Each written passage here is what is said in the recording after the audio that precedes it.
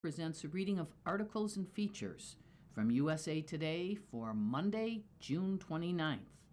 Your reader for this hour is Jackie. Norman Rockwell's World War II-era paintings that hung in the White House for decades are on public display for the first time. A Glimpse into the West Wing by Carissa Waddick, USA Today. Perched in a White House waiting room during World War II, Norman Rockwell watched a cross-section of Americans file in to see President Franklin D. Roosevelt, soldiers, lawmakers, and beauty pageant winners. They came in uniform, in heels, and with hope of being heard by the most powerful figure in the country. They sank into a red leather couch as reporters rushed past, secretaries bustled by, and the machinery of democracy churned outside the Oval Office. West Wing of the White House for presidents from Jimmy Carter to Donald Trump gawk at it. Now, for the first time, they're on display for the American public at the People's House, a free museum located a block away from the Executive Mansion.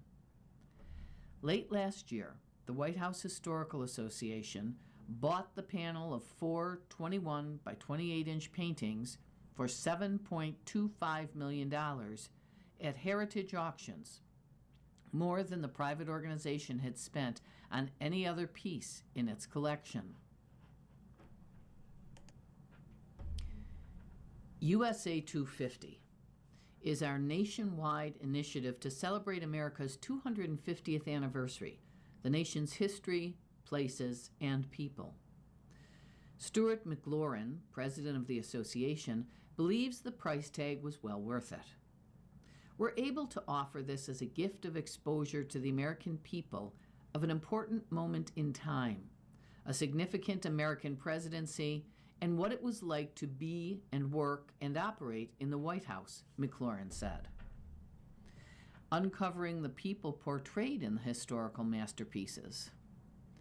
As part of its acquisition, the association conducted new research to uncover the identities and stories of the people Rockwell captured in his images.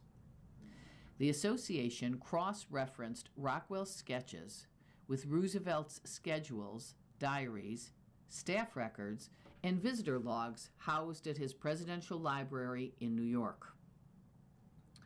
Visitors to the People's House, where the Rockwell painting will hang until June 2027, will be able to watch the scene come to life through digital interactives. Created with artificial intelligence by a company called Iconic Moments, the feature will animate the characters and show them interacting with one another. It was designed to give deeper insight into what Rockwell might have seen in the West Wing, said Luke Bority, the museum's managing director. In the third panel, Senator Thomas Connally, a Democrat from Texas, is transfixed in conversation with Senator Warren Austin, a Republican from Vermont. The men, both in formal suits, appear jovial, despite their opposing political views, with smiles spreading on their faces. Rockwell, no doubt, saw the men engaged in an animated discussion. They're both listed as having visited Roosevelt on February 1st, 1943. Others in the picture were more complicated to track down. Seated near the senators, a woman in a crisp white uniform appears to listen in, her hands folded neatly in her lap. Rockwell identified her only as Wave. Researchers now believe she was Eloise English Davies, who worked at the Navy Photo Lab in Washington and was among the first women to serve in the Navy's Women Accepted for Volunteer Emergency Service Program, or WAVES. She had been at the White House on assignment when Rockwell spotted her. Davies is among the few women depicted in the painting. Nearby, Rosemary LaPlanche, a 1941 Miss America winner, is poised on the opposite side of the couch from the two senators. The few other women pictured appear as black and white sketches on the outer edges of the panel. They were part of the White House staff. Rockwell wrote their secretaries everywhere in the West Wing. The sketches were a deliberate, stylistic choice. The people plopped on the red couch at the center of the frame represent the people waiting to be heard, while those surrounding them are the staff that move through the room during the day. Across the 4 panels, Rockwell captured a sequence of movement and anticipation. A Secret Service agent stationed at the entrance to the White House. Reporters running to telephone booths after hearing breaking news. A staff member pushing the president's lunch while being chased by his Scottish Terrier. And finally, at the very end, a slightly open door offering a glimpse of the president. The composition reflects Rockwell's fascination with the dichotomy between what people see and what operates behind the scenes, said Stephanie Plunkett, chief curator at the Norman Rockwell Museum. It does have a little bit of that concept of a comic or graphic novel, she said, where an artist can show a number of things that are happening over the course of time. The antechamber of democracy. To humanize the presidency amid the height of World War II, Stephen Early, Roosevelt's press secretary, commissioned Rockwell to create the suite of paintings. Earlier that year, the Saturday Evening Post published Rockwell's 4 Freedoms paintings, which were inspired by Roosevelt's 1941 State of the Union address. The artist was beloved by Americans for his intimate portrayals of the country's values. Before the era of AI-generated social media posts and the 24-hour cable news cycle, Rockwell and the Saturday Evening Post offered Early an opportunity to give Americans a window into the inner workings of the White House. It helped shape their understanding of the president's job. Steve Early wanted to make the president seem real, not only accessible, but seem real, McLaurin at the White House Historical Association said. The editor's note that appeared with the artwork in the November 1943 issue of the magazine described the president's waiting room as an antechamber of democracy. Rockwell, it said, couldn't imagine such an atmosphere of dignified informality prevailing just outside the sanctum of a dictator or a king. Today, McLaurin said, the image stands as a portrait of its time. The soldiers, the gas mask hanging on the coat rack, and the few women and people of color clearly depict a scene amid World War II. Yet, the same themes of access and power have lingered around the presidency in the last 8 decades. Americans have more chances than ever in history to watch a president's activities daily. Videos of every speech, impromptu press conference, and gaffes circulate on social media. Presidents, too, have more sway over their image with the ability to communicate directly with the public. Anita McBride recalled walking by the paintings every day outside the press office in the West Wing when she served as a White House staffer for President Ronald Reagan. She said she proudly pointed them out to visitors, though they were too big to miss. McBride said she always saw the paintings as representing the soul of America. Plunkett, with the Norman Rockwell Museum, pondered whether Americans viewing the painting today would find a similar feeling. There's an openness in this presentation and a willingness to connect to people who might not be just like us, Plunkett said. That's a little different than the tenor today. One of the photos included in this article is a photo of a wall of Washington Post covers. It is a very large wall. There are people standing there, and you can see how this wall is taller than the people and certainly much, much, much wider in the hallway. The caption reads, visitors view a wall of Saturday Evening Post magazine covers featuring the art of Norman Rockwell at the Dulwich Picture Gallery in London in 2011. Works such as So You Want to Meet the President and Four Freedoms gave magazine readers insights into the inner workings of the White House. Another photo shows, and this is the one that's called Secretaries Everywhere. There is a woman standing. She has a bun in her hair, a mid-calf skirt, low pump heels. She's holding what looks to be a notebook or a stenographer's book. She's standing next to a man in a black suit who's holding a bunch of papers. There's another gentleman with glasses, a pencil behind his ear.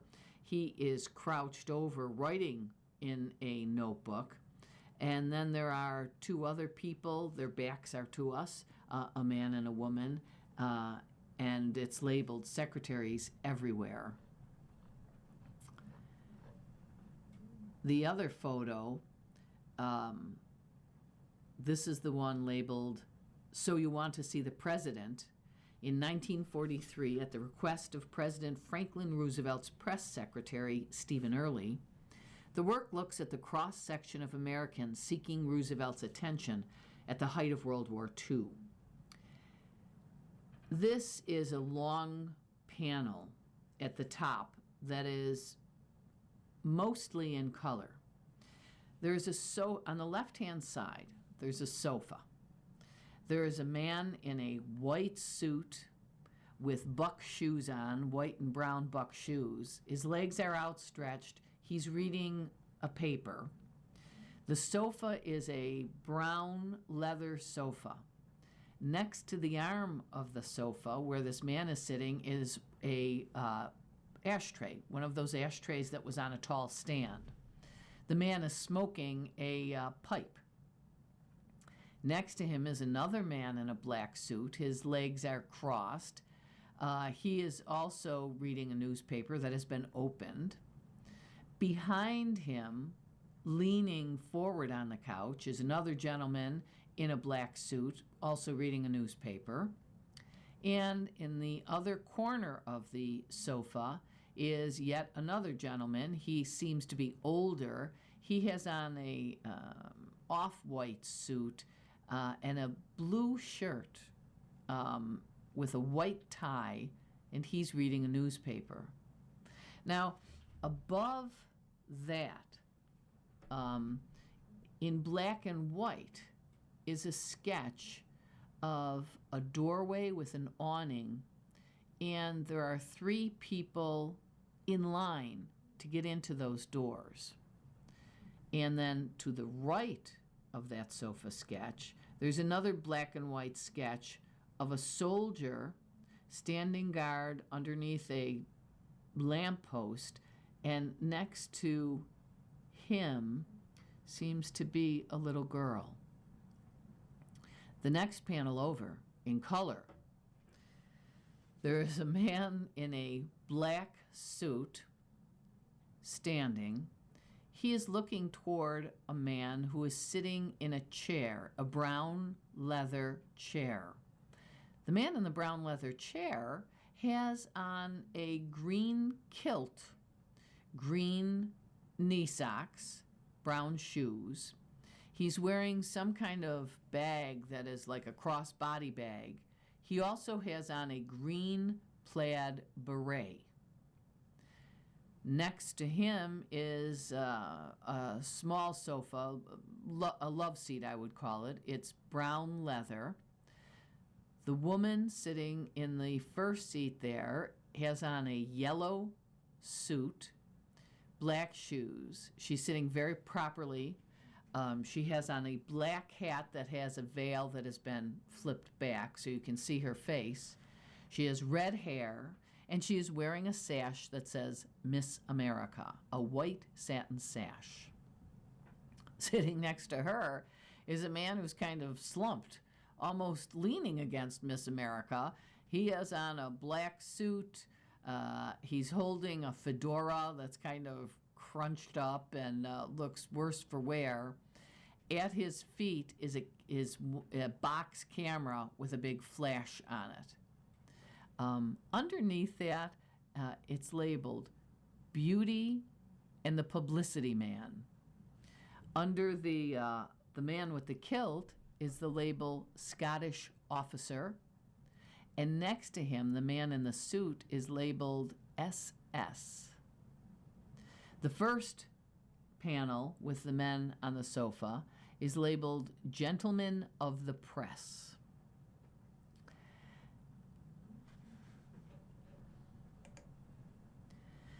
You're listening to a reading of today's issue of the USA Today on the Niagara Frontier Radio Reading Service. The time is 16 minutes after the hour.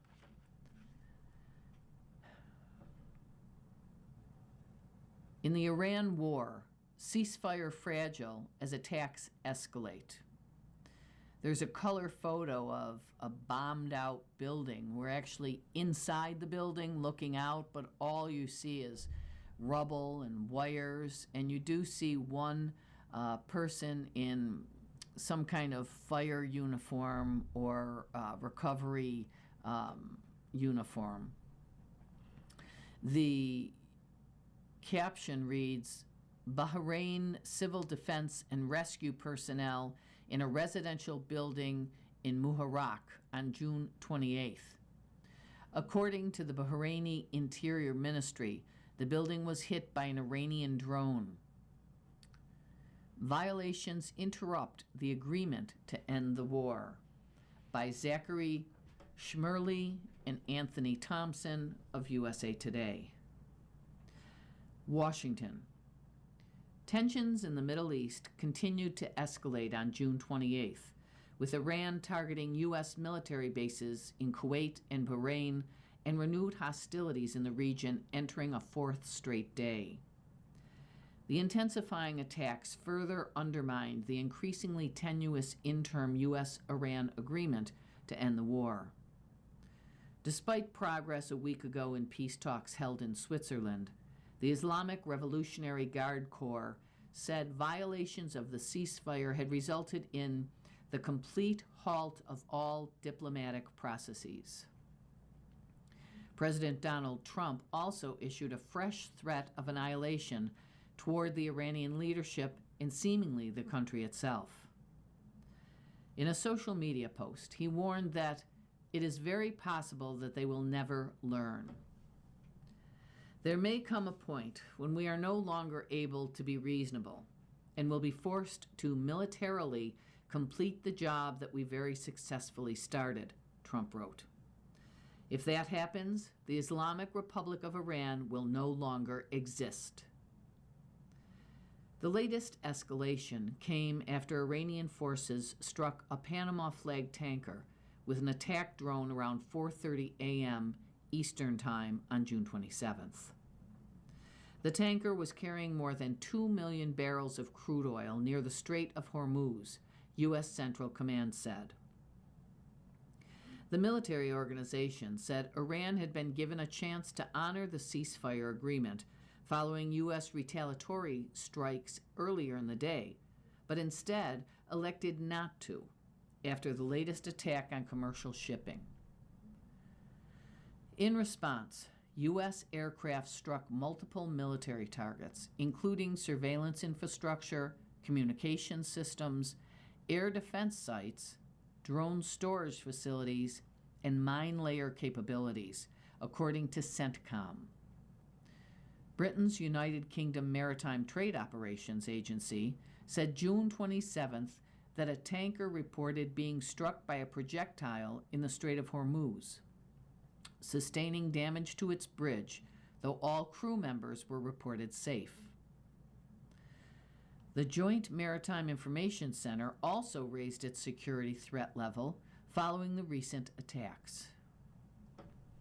The Strait of Hormuz, one of the world's busiest energy shipping corridors, has remained a focal point of tensions since fighting erupted among the United States, Israel, and Iran earlier this year.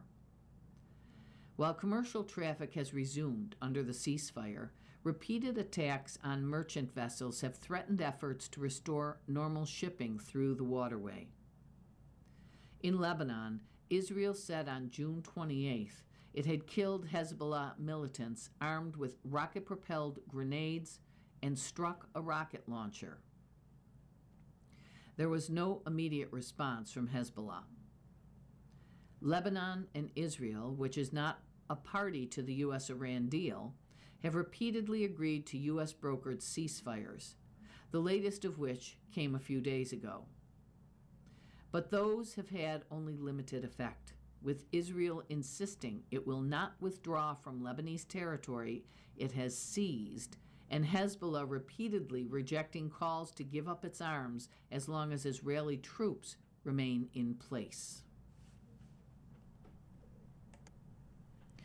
Rescuers in Venezuela race to find survivors, by Mark Ramirez of USA Today. There's a color photo of a volunteer handing out what seems to be a food box to a very large crowd gathered to collect food. The caption reads, "Volunteers work at a collection site in Doral, Florida on June 26th for aid to victims of earthquakes in Venezuela."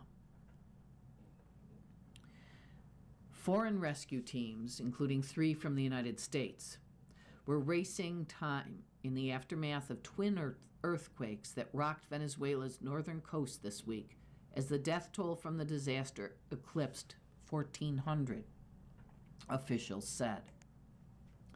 The tally is expected to climb according to U.S. Geological Survey data, which estimates more than 10,000 casualties are possible. Delcy Rodriguez, Venezuela's interim president, said 33 people had been rescued so far, including several children. Overnight, Rodriguez announced on X that a youngster had been pulled from the rubble in the coastal state of La Guaira, with video showing rescue workers carrying him out on a stretcher. A few minutes ago, an 11-year-old boy was rescued alive in Carabelada, she wrote. At this time, every life is a source of hope for Venezuela. But tens of thousands remain unaccounted for, with time for finding more survivors running thin. There exists a window of roughly 3 days, 72 hours, where the probability afterward decreases that you can save people alive, Sebastian Jugster, the leader of the Swiss rescue team, told Reuters on June 27th. 2 earthquakes, with magnitudes of 7.2 and 7.5, struck within 1 minute of each other on June 24th, devastating the region. Venezuelan officials said more than 1,600 foreign search and rescue teams were in the country, with more on the way. They include elite emergency units based in Fairfax County, Virginia, Los Angeles County, California, and Miami-Dade County, Florida. Workers were dispatched through La Guaira and parts of the capital city of Caracas, where families and volunteers have spent the past few days pulling survivors and bodies from the damage despite a lack of heavy equipment and limited guidance.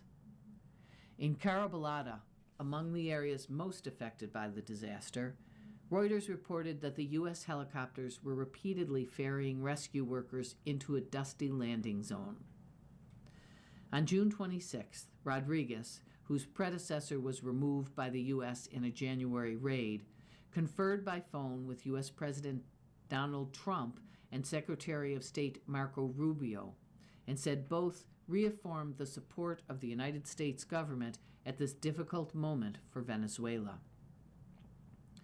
Venezuelan authorities on June 27th said at least 1,430 people had been killed and more than 3,200 injured in the earthquakes. More than 3,000 have been left homeless, one lawmaker said.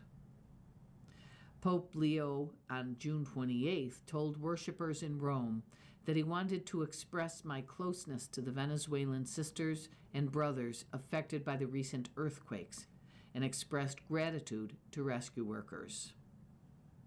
Contributing this article was Reuters' Janine Santucci, USA Today. Gracie, the missing giraffe, is found in Texas after 2 weeks, by Janine Santucci of USA Today. There's a beautiful color picture of Gracie the giraffe, and the caption says, Gracie the giraffe, missing for more than 2 weeks, was found in Texas on June 26th, authorities said. Her disappearance put her in the national spotlight and sparked searches by air and land. This picture was provided by the Riel County Sheriff's Office, Texas. I bet you it's Riel County. Gracie the giraffe has been found more than 2 weeks after she escaped from the Texas ranch where she lives. The precocious young animal, who authorities said defied the norms of her fellow giraffes by scaling a rocky slab to escape the Cedar Hollow Ranch in Riel County, Texas, was spotted the morning of June 26th, about 4 miles south of the ranch, according to the Riel County Sheriff's Office. Vicki Jones, manager of Cedar Hollow Ranch, and Jeff Hill of Concho Aviation were searching by air for Gracie when they saw her about 7:30 a.m. local time, the sheriff's office said.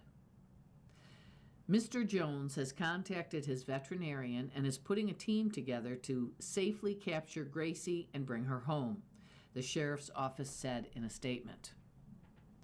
Gracie, with her signature rounded ears, left the ranch on June 11th, Jones told USA Today. Since then, she had been spotted on multiple game cameras on other properties in the county, but was always gone by the time the area was searched, Sheriff Nathan Johnson said. Gracie was out on a fling, enjoying the countryside of Riel County, Johnson said. Gracie was expected to be returned home to rejoin her fellow giraffe resident, Atlas. Jones said he's working with a fencing company to make sure she can't get out again. The giraffes that have lived at Cedar Hollow Ranch over the past 3 decades have never wandered to that area because giraffes don't typically climb rocks, he said. She's quite the athlete for a giraffe, Jones said.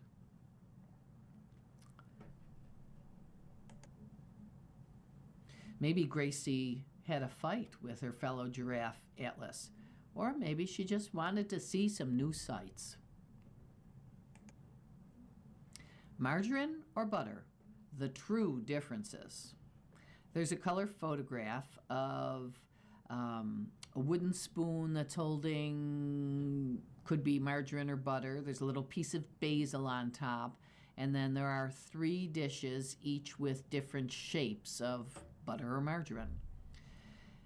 The caption reads, "Here's what both margarine and butter are, how they vary nutritionally, and why it's best to enjoy either option in moderation." How They Vary and Why It's Best to Enjoy Moderately by Daryl Austin of USA Today. Few foods are as beloved or as widely used as butter and margarine. Whether spread on warm pancakes, melted onto corn on the cob, baked into our favorite cakes, cookies, and pies, or enjoyed atop fresh bread, both have earned a permanent place in many kitchens. At first glance, they even look remarkably similar. Despite their shared appearance and culinary uses, margarine and butter are made very differently and contain different types of fats and nutrients, explains Amy Goodson, a nutritionist and registered dietitian at the Sports Nutrition Playbook. They also differ in where they come from and how they are used in cooking. Here's what both margarine and butter are and how they vary nutritionally and why it's best to enjoy either option in moderation. What's the difference? Although they often sit side by side in grocery stores, both butter and margarine have different origins. Mia Sin, a South Carolina-based registered dietitian and author of the cookbook Mostly Plant-Based, explains that butter is a dairy product made by churning cream until the fat separates from the liquid portion, forming buttermilk and eventually solid butter. Because the final product comes from animal fat, butter naturally contains cholesterol and is generally higher in saturated fat. Margarine, by contrast, was originally developed as a less expensive alternative to butter.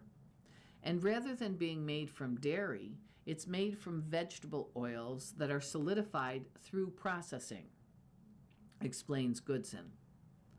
Such oils typically include soybean, canola, sunflower, palm, or olive oil. Margarine manufacturers blend these oils with water and other ingredients to create a spread with a texture and appearance similar to butter. As a result of its core ingredients, margarine is higher than butter in unsaturated fats. You're listening to a reading of today's issue of USA Today on the Niagara Frontier Radio Reading Service. The time is 31 minutes after the hour. What are the downsides of margarine and butter? Neither butter nor margarine is perfect, and both have potential drawbacks. Goodson explains that traditional butter contains a substantial amount of saturated fat, which can raise LDL, the bad cholesterol levels, when consumed in excess. Saturated fat has also been associated with increased cardiovascular risk, arterial plaque buildup, and heart disease. In contrast, many modern margarines contain more unsaturated fats, which have been associated with improved heart health and healthier cholesterol levels. For those reasons, SIN says that organizations like the American Heart Association generally recommend replacing foods high in saturated fat with foods containing more unsaturated fats wherever possible. At the same time, margarine can still raise concerns because of its often higher levels of processing and the additives used therein to achieve butter-like texture and shelf stability, Goodson notes. And at roughly 100 calories per tablespoon apiece, both butter and margarine can be calorie dense, making either choice capable of causing unwanted weight gain. Because of such factors, the key is watching portion sizes when consuming either option. Is margarine healthier than butter? Both butter and margarine contain nutrients that can support overall health. For example, butter naturally contains vitamin A, which supports vision, skin, and immune health, Goodson says. It also contains vitamin D, which supports bone health, and riboflavin, which helps the body convert food into energy. Butter also has small amounts of vitamin E and vitamin K, SIN adds, which are important for antioxidant protection and normal blood clotting. And butter contains butyrate, which has been studied for potential benefits to gut health. Margarine naturally contains essential fatty acids, which are important for cell function and overall health. And some margarines are also fortified with vitamins A and D at Goodson, which are important for bone and immune support. Whether margarine is healthier than butter depends largely on the product and the individual's health goals, and the answer of which one is healthier isn't a one-size-fits-all, says Goodson. When it comes to choosing one over the other, SIN suggests that for someone focused on heart health, a soft margarine made with unsaturated plant oils may be a better option than butter. For others who prefer minimally processed foods, moderate amounts of butter may fit comfortably into an otherwise balanced diet. In the end, Goodson notes choosing the right type and using it appropriately matters more than labeling either butter or margarine as better. Which do you like better on your morning toast? The Trump administration scraps detention warehouses. The plan has already seen spending upward of $1 billion by Christopher Cann, USA Today. There's a color picture of a group of people. They're wearing heavy coats and hats and scarves, and they're all really crowded into some kind of gathering area that has lots of windows. There are a few people holding up signs that say prison without due process is a concentration camp. And another poster says, I ask for love.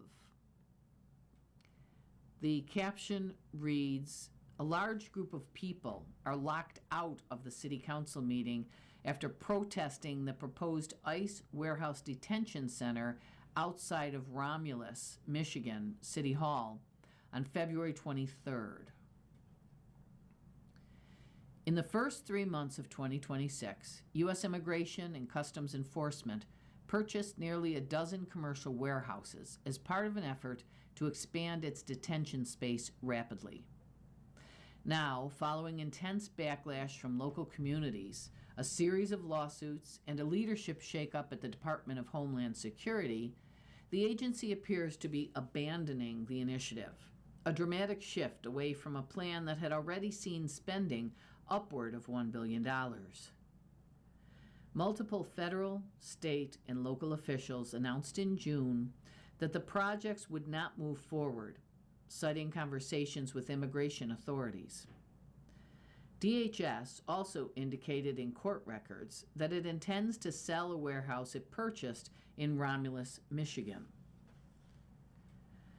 In a statement, DHS said it is moving swiftly to utilize existing detention space with our state and county partners to support deportation efforts rather than converting empty warehouses into detention sites.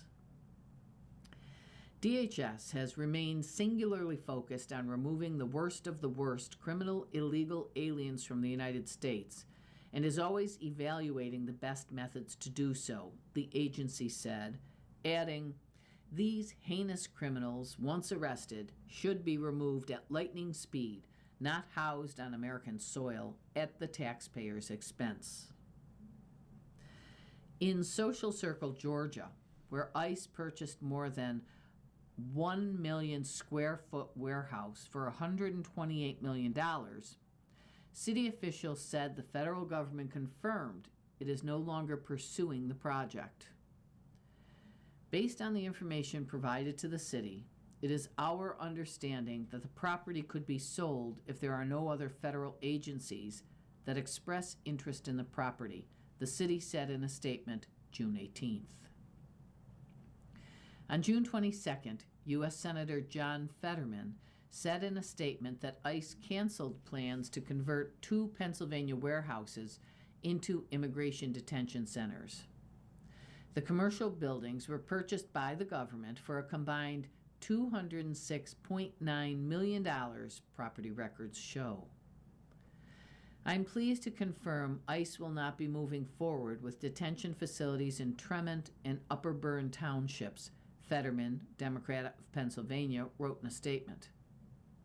I appreciate that Secretary Mullen recognized the negative impacts these facilities would have in Pennsylvania, including the direct threat to local economies and infrastructure, and canceled these plans. In a June 22nd court filing related to a lawsuit against a proposed detention site in Romulus, Michigan, the government said it no longer intends to retrofit the warehouse and plans on selling it. Plans for large-scale detention warehouses in Socorro, Texas, have also been rolled back, said U.S. Representative Veronica Escobar at a recent news conference. It's not clear how many people will be held at the site. On June 18th, New Jersey Governor Mike Sherrill and Attorney General Jennifer Davenport issued a joint statement citing a New York Times report that said ICE had abandoned plans for a warehouse in Roxbury along with 6 others. That's a big win for public safety, for the township of Roxbury, and for New Jersey, the statement said. But while some celebrated the cancel plans, others were left wondering whether the warehouses purchased in their neighborhoods would become detention sites. In Surprise, Arizona, city officials recently said a proposed ICE facility was still in the planning stage and that they had no new information to share about its status. Neither ICE nor DHS responded to USA Today's questions about whether they intend to scrap plans for all 11 warehouses the government purchased this year. The abrupt shift comes after DHS Secretary Mark Wayne Mullen said he would review the initiatives championed by his predecessor, Kristi Noem, who President Donald Trump ousted in March. Mullen has said he wants to keep ICE out of the headlines following months of backlash over the administration's aggressive approach to immigration enforcement. In May, DHS's Office of the Inspector General announced a review of the warehouse purchases to determine whether the plans met ICE's operational need in a cost-effective manner. According to internal documents, ICE initially planned to purchase 24 commercial warehouses across the country and retrofit them into detention centers, the largest of which would hold up to 10,000 detainees at a time.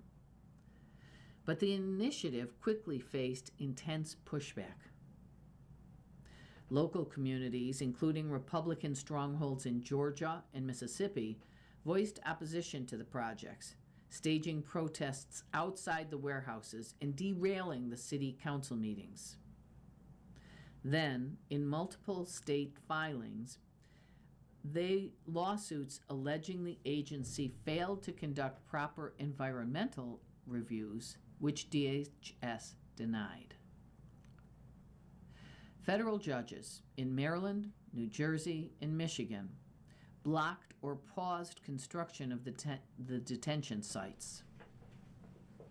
In response, the government agreed to conduct environmental reviews of its plans according to court filings.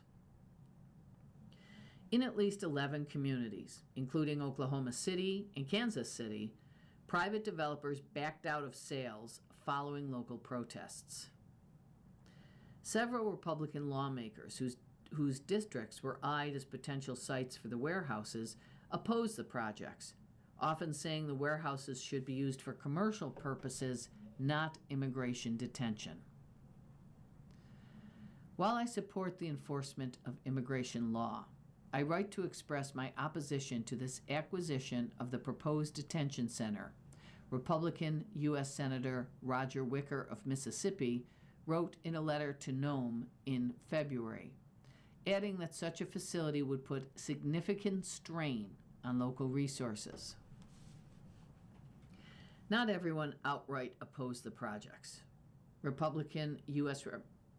Representative Dan Mauser said he and local officials secured commitments from DHS to ensure that 2 planned ICE facilities in Pennsylvania would benefit local communities. After Fetterman announced those projects were scrapped, Moiser said he was still awaiting a final decision. Should the initial plan move forward, we secured favorable commitments from DHS that would be beneficial to our community, Moiser said in a statement. Nevertheless, in an effort to fully cooperate, DHS is engaged in their own evaluation of the sites being developed. In Social Circle, Georgia, where ICE purchased one of its largest warehouses earlier this year, the city said it's hopeful that the property will ultimately return to the local tax base and once again contribute to the economic vitality and long-term success of the Social Circle community. Contributing to this article, Irene Wright and Matthew Rink, USA Today Network, Jeff Abbott, the El Paso Times, and Dave Bauscher, the Detroit Free Press. Christopher Kahn, who wrote the article, is a senior reporter for USA Today. You're listening to a reading of today's issue of the USA Today on the Niagara Frontier Radio Reading Service. The time is 45 minutes after the hour. A mistrial is declared in the California wildfire arson trial. The Palisades fire burned 23,000 acres and killed 12 people. By Naday Yancey Bragg and James Powell for USA Today. There's a color photo of a fireman in a full fire suit, wearing a mask, pulling a large fire hose. Behind him, you see flames that are shooting well over his head. And instead of clouds, there are thick clouds of billowing smoke. In the right-hand corner of the photo is one lawn chair sitting there in flames. And the caption reads, "A firefighter battles the Palisades fire as it burns during a windstorm on the west side of Los Angeles on January 7th, 2025. A mistrial was declared in the trial of a Florida man accused of arson and other charges connected to a wildfire that ripped through Los Angeles and killed a dozen people early in 2025, the Department of Justice confirmed. Jonathan Rinderknecht was charged with destruction of property by means of fire, arson affecting property, and setting a timber fire, records show. The charges carry a maximum sentence of up to 45 years in prison. Bill Esseley, First Assistant U.S. Attorney of California Central District, said the evidence is strong that Rinderknecht, 30, started a blaze in the early hours of New Year's Day 2025 that later grew into the Palisades fire, one of the largest in Los Angeles history. Investigators say firefighters believe they'd put out the flames, initially known as the Lockman Fire, but the fire continued to burn unnoticed underground until January 7, 2025, when it grew thanks to strong winds. We fully intend to retry this case before a new jury and obtain guilty verdicts on all charged counts, Esseley said on social media after the mistrial was declared June 26th. The Palisades fire burned more than 23,000 acres, killed 12 people, destroyed nearly 7,000 homes and structures, and caused more than $200 billion in economic losses, according to CAL FIRE. It also resulted in the controversial firing of then Los Angeles Fire Department Chief Kristen Crowley. In a legal filing, Crowley said Mayor Karen Bass, who was out of the country when the fires began, made the longtime firefighter a scapegoat for the catastrophe. The blaze, along with the Eaton fire, displaced thousands of residents, some of whom found themselves reliving the trauma months later after Rinderknecht's arrest in October. Rinderknecht attorney Steve Haney told the court fireworks triggered the initial fire, and his client tried to stop it by calling 911. Haney said the Palisades fire was a separate blaze started by an unidentified arsonist, and that prosecutors lacked physical evidence linking Rinderknecht to arson. Haney did not immediately respond to USA Today's request for comment on the mistrial. Meanwhile, prosecutors argued that Rinderknecht had grown increasingly angry at the wealthy after a breakup and started the fire because he wanted revenge against society. Assistant U.S. Attorney Mark Williams told jurors in his opening statement that security camera footage and cell phone data indicate Rinderknecht was the only person in the area when the fire was started. Investigators had ruled out non-arson causes, including fireworks. The jury had appeared to have reached a verdict June 25th. However, Jurors handed up a note that said, "We have people on both sides that are dead set." After returning to the courtroom, according to the Los Angeles Times.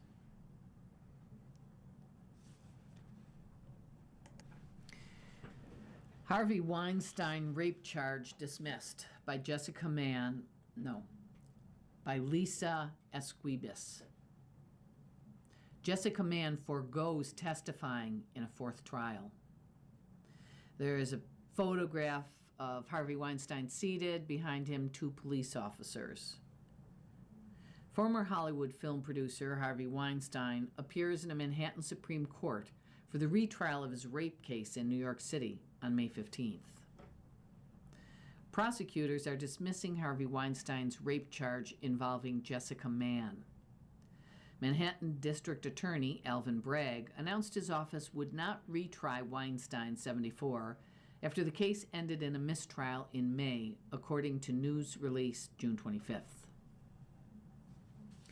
Bragg said the decision followed discussions with Mann, who does not wish to testify again in what would have been the 4th trial in the matter. In accordance with our survivor-centered approach to prosecutions, we inform the court that we will not retry the remaining count of rape in the 3rd degree, the news release said. To be clear, we believe Miss Mann's account and her credibility as a witness. The release said the case has been extraordinarily taxing ordeal for Mann, who never wavered while testifying in front of 2 grand juries and 3 trial juries over the course of 8 years. We thank her for her honesty and her tremendous bravery. Judah Engelmayer, a representative for Weinstein, addressed the news in a statement to USA Today. Harvey is relieved by today's outcome. We believe this is the result that should have been reached from the outset had the grand jury been presented with the full scope of emails, text messages, and other private communications.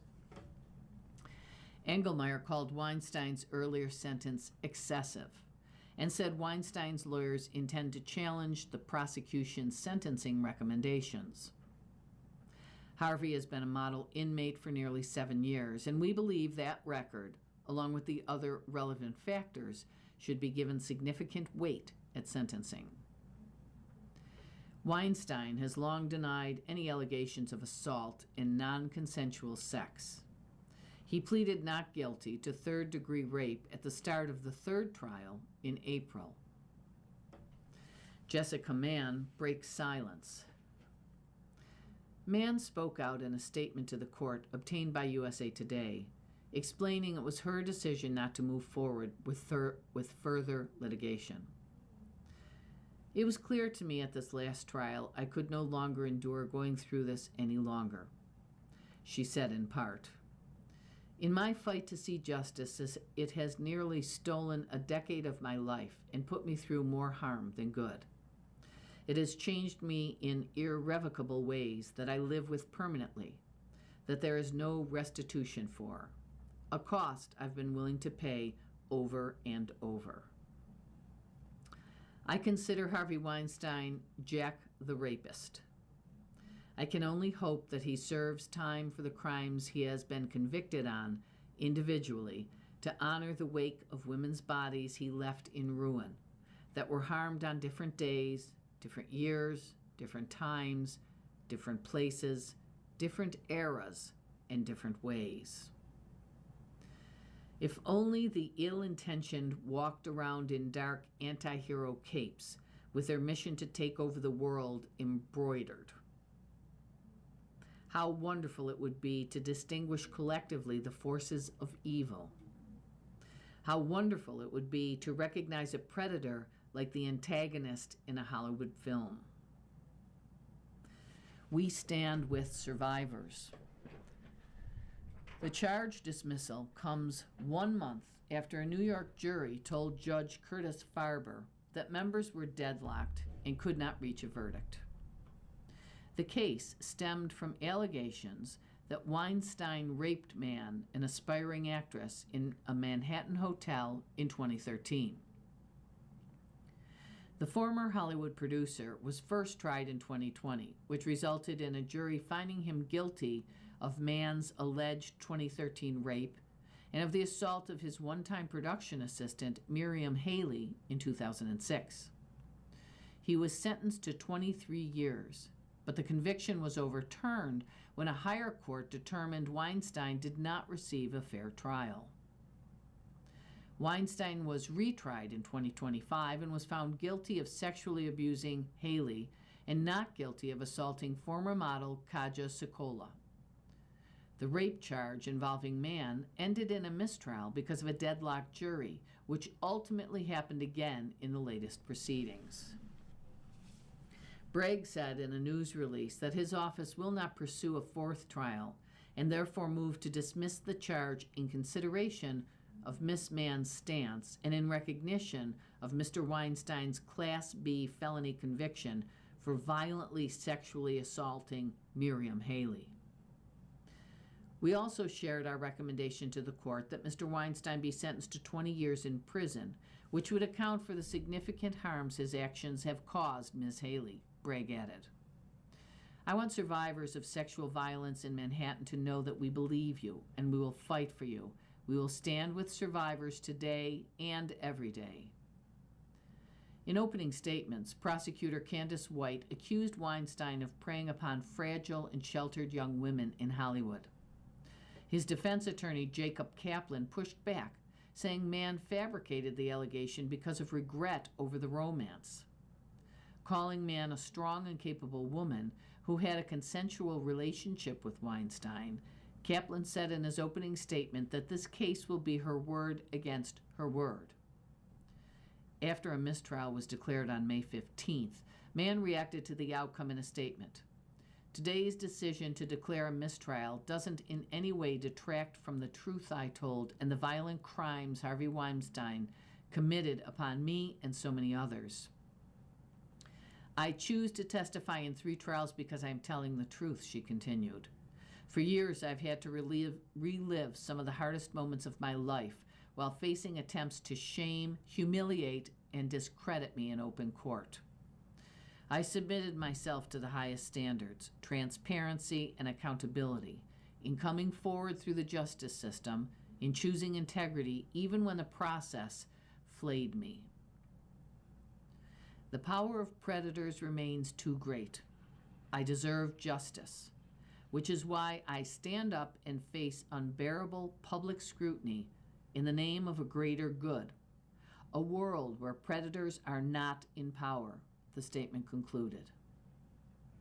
Weinstein is serving a 16-year prison sentence for a 2022 rape conviction in California, which he has appealed.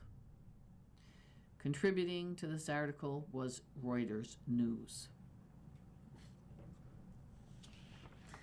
You're listening to a reading of articles and features from USA Today for Monday, June 29th on the Niagara Frontier Radio Reading Service. We'll return for more readings after this short break. Your reader has been Jackie.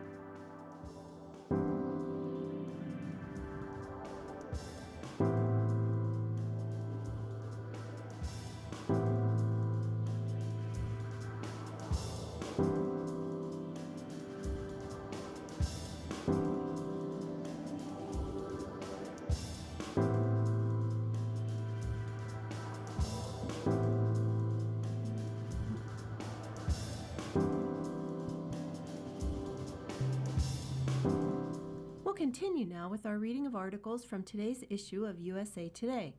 Your reader for this hour is Jean. Saving Grace. Americans have opened their arms to World Cup fans, teams. The soccer and the goodness of ordinary Americans saved this World Cup.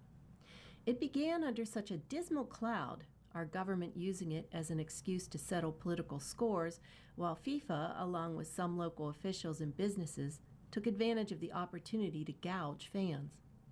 Then, in Lawrence, Kansas went out of its way to make Algeria feel at home, and Kansas band even learned how to play Les Fennecs' national anthem.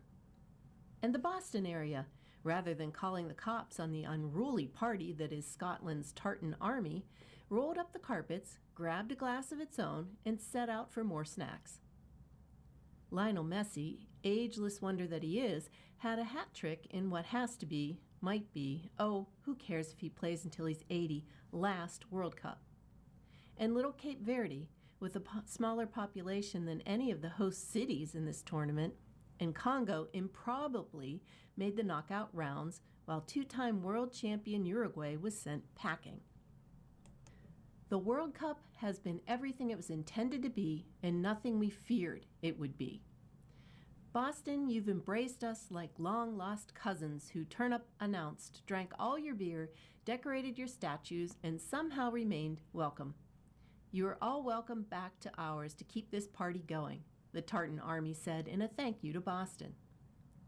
Biggest World Cup has possibility for big problems. This is the largest World Cup in history, 48 teams up from 32, and for a good while, it seemed as if it was going to be the messiest. Surely there would be blowouts with teams like Curacao, ranked number 82 in the world, Haiti, number 83, and New Zealand, number 85, added to the mix. There was a fear foreign fans would stay home, made to feel unwelcome by a U.S. government that has decided to be a bouncer rather than a host. FIFA made tickets prohibitively expensive. Hotel owners jacked up rates. New Jersey Transit tried to hike the price of a train to MetLife Stadium more than 10 times the regular rate. But all those fears, all that angst, turned out to be overblown. Out of 72 games in the group stage, only 9 were blowouts, and most were wildly entertaining. Cape Verde, playing in its first ever World Cup, held mighty Spain and Uruguay to draws. Elroy Room made 15 saves against Ecuador to earn Curacao its first ever point at the World Cup. Bosnia-Herzegovina staged an upset by tying co-host Canada in the team's opener. Iran and Egypt had 2 goals, 4 yellow cards, a saved penalty, and a bicycle kick clearance in just the first half of their game. Congo scored twice against Uzbekistan after the 78th minute to secure its spot in the knockout round. While Messi leads the Golden Boot race, Kylian Mbappé, Erling Haaland, and Osama Dembele are not far behind. Americans on best behavior. But it is the arms open wide welcome by the American people that has made this World Cup so enchanting. We're made to think we are a country ripping apart at the seams, far more to divide us than unite us. We are told that we have to turn inward. The good-natured openness that is uniquely American is a relic of the past. And yet, we've thrown ourselves into our role as the world's host with gusto. One of the things we really like and we learn from you is in the way that you approach life, said U.S. men's national team coach Mauricio Pochettino, an Argentinian who has spent most of his adult life in Europe. People are very approachable and make you feel comfortable. It's very welcome, Pochettino said. When you go around America, that for me was a massive surprise. All are different from different state and everything, but you have the same sense of human being. You always want to welcome people. You make people belong to that place quick. What makes the World Cup so special, even more than the Olympics, is that fans are uniting around one thing. They take over cities and towns where their teams are staying and playing, jovially infusing it with their culture and traditions. Boston, I dare say, will never look at traffic cones the same way again.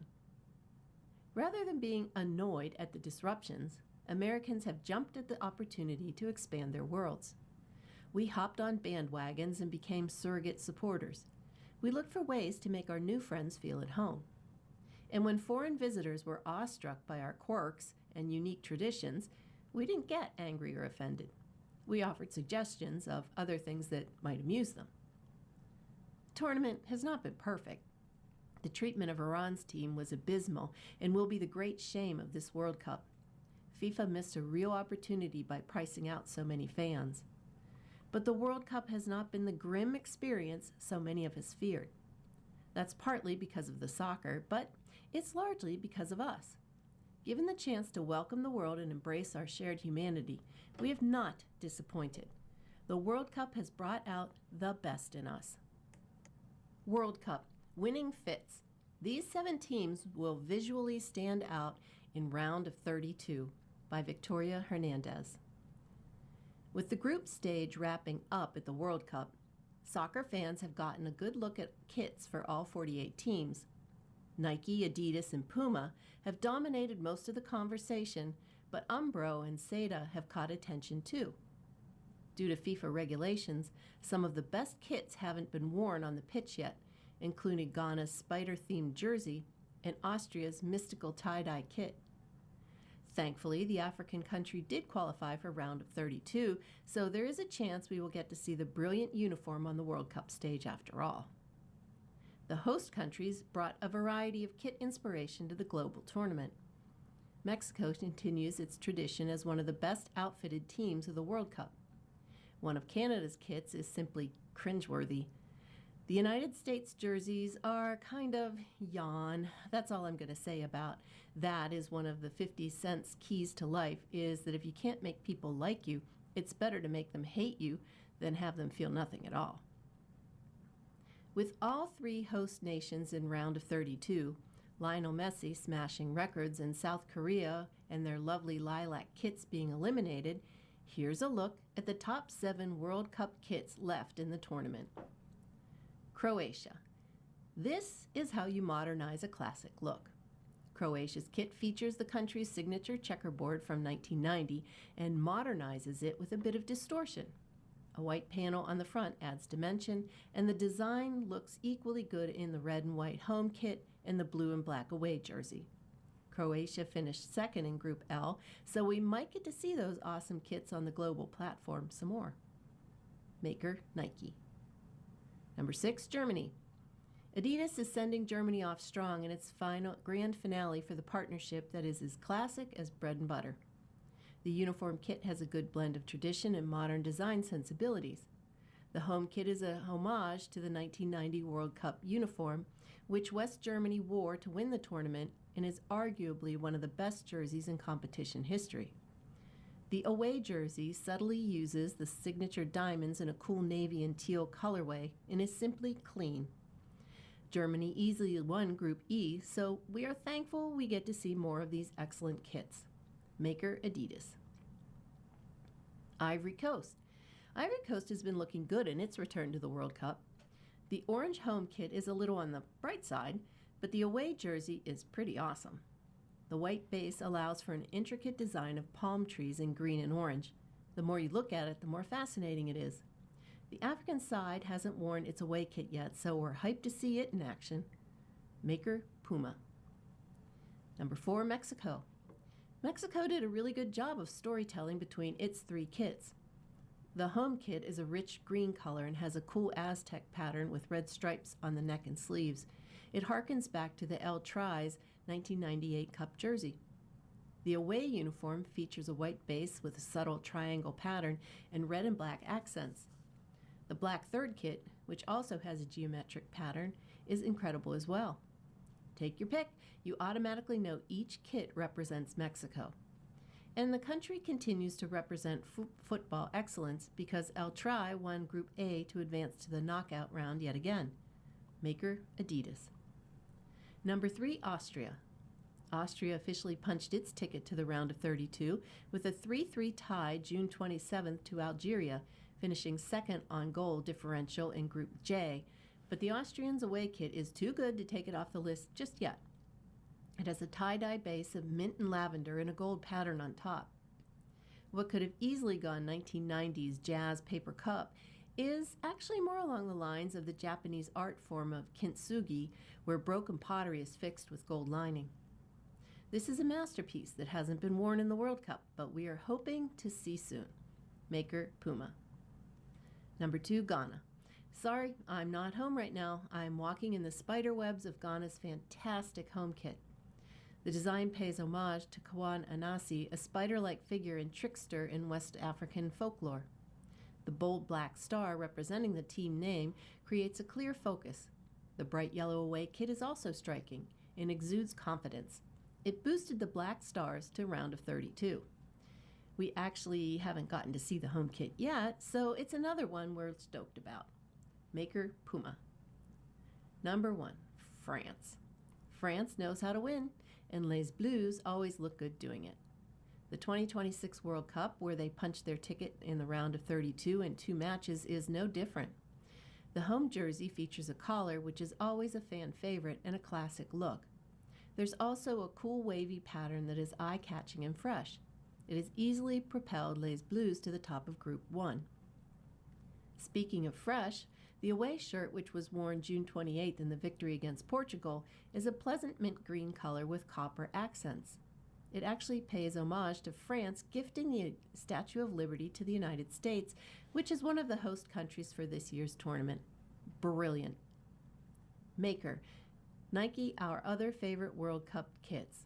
South Korea is the only team that was in our original top 7 that didn't make the round of 32, so we must know a thing or two about look good, feel good, play good. The Sun Huang Midland team did a great job making purple, a heavily underused color, the base of its away kit. It's a rich violet with floral pattern that is quite elegant. The Daegu Warriors home jersey is also strong. It's a vibrant red with tiger stripes, very menacing. Maker Nike. Australia gets a good solid nod of approval for its World Cup kits. The home jersey embraces the country's gold and green, which creates a sense of nostalgia and national pride. The coral and teal away kit, which fortunately we might yet see since the Aussies earned a third-place berth, represents Australia's beautiful sunrises and is just artsy enough. Maker Nike. Norway. Everyone is talking about Norway because of the squad's epic Viking photo shoot and also because of the amazing team photo. The details of the home kit is what makes this so great. The symmetry and alignment are elite. Sometimes copying and pasting a country's flag onto a kit can feel boring and lazy, but definitely not here. Maker Nike. Japan. Japan's World Cup kit celebrates the country well. The away jersey is simple yet strong, with a white base and colorful straight lines representing the 11 players on the pitch and the 12th man, the fans. The Navy home kit has a series of lines at the chest that create a rising sun motif. It is visually appealing and seems to inspire national pride because Japan did, indeed, make it to the round of 32. Maker Adidas. Russell wins in Austria, trims F1 lead by Alan Baldwin. A thirsty George Russell held off Max Verstappen to end his winless streak in Austria on June 28th and trim Mercedes teammate Kimi Antonelli's Formula One lead to 40 points. The top 3 drivers were separated by a mere 2 seconds after 71 laps, with Red Bull's Verstappen finishing runner-up 1.6 behind at his team's home circuit and chased to the line by Antonelli, who took the checkered flag a further 0.3 adrift.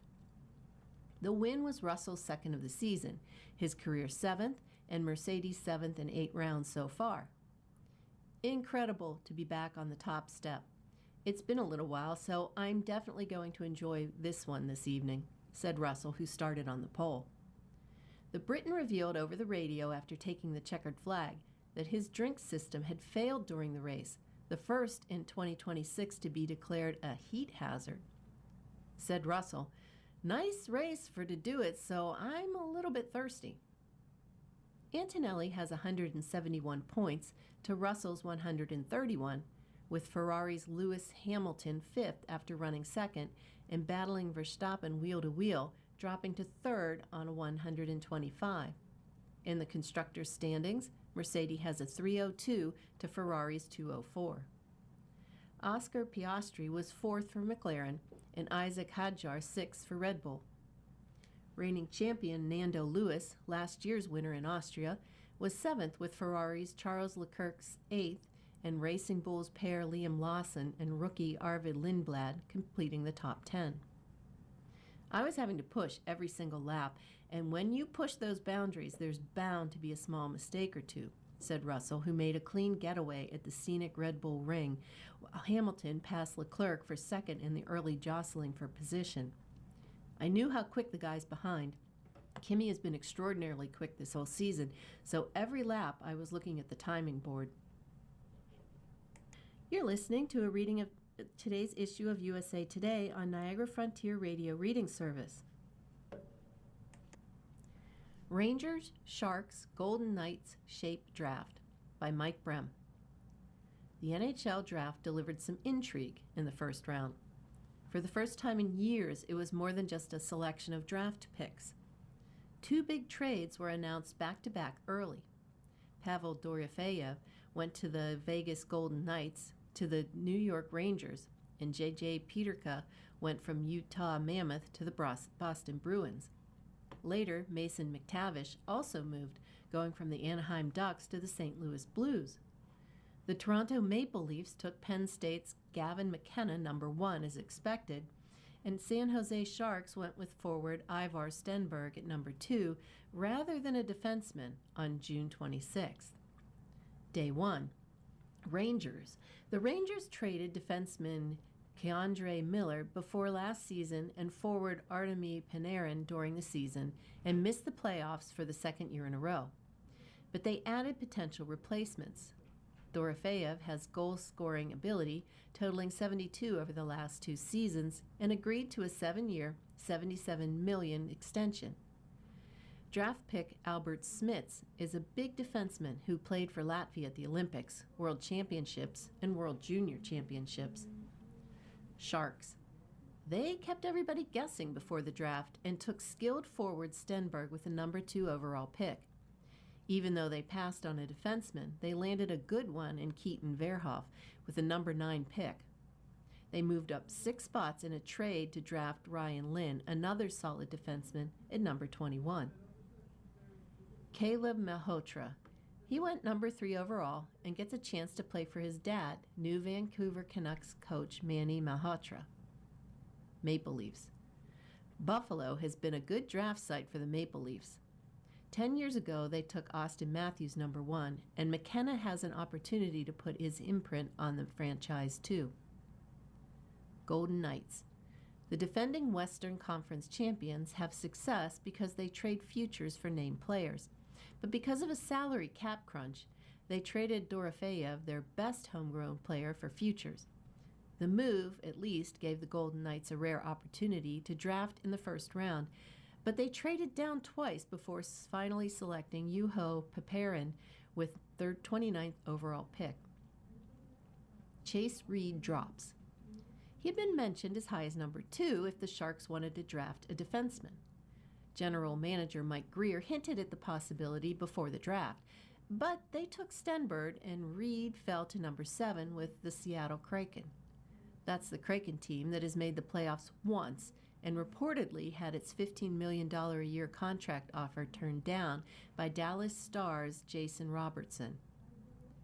Columbus Blue Jackets. During the draft, TSN's Pierre Lebrun reported that the Blue Jackets were listening to offers on Norris Trophy winner Zach Werenski. ESPN's Kevin Weeks later reported that Kirill Marchenko, the team's leading goal scorer, might not be willing to re-sign beyond the end of his contract.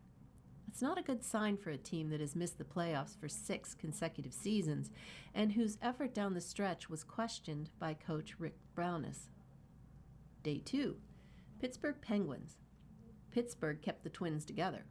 The Penguins drafted Liam Ruck in the first round with a 22 overall pick.